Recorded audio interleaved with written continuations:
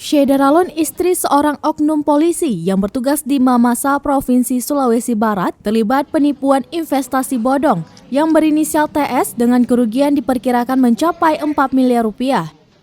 Akibatnya, perempuan berusia 21 tahun ini terpaksa harus berurusan dengan hukum. Untuk sementara, TS diamankan di Polsek Turikale untuk proses penyelidikan.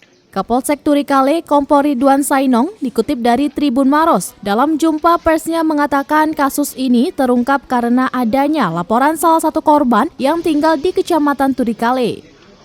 Sesuai perjanjian, keuntungan dari investasi tersebut akan dibayarkan dalam rentan waktu yang disepakati.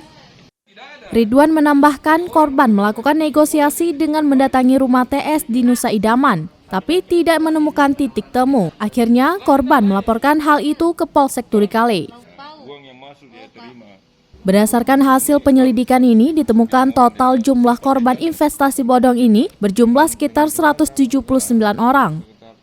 Berdasarkan hasil penyelidikan, korban TS berasal dari Takalar, Maros, Makassar, Pinrang, dan Parepare. Berdasarkan catatan tersangka, terdapat uang yang diambil dari membernya berjumlah sekitar 4 miliar rupiah.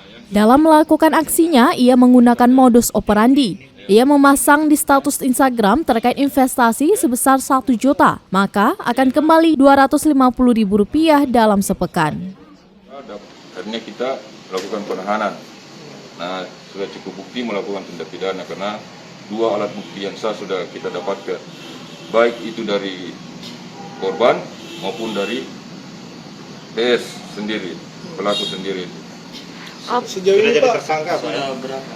Dari keterangan tersangka bahwa TS mempunyai member pada investasinya yang dilakukan kurang lebih 200 orang. Namun di dalam barang bukti, catatan yang ditemukan pada saat kita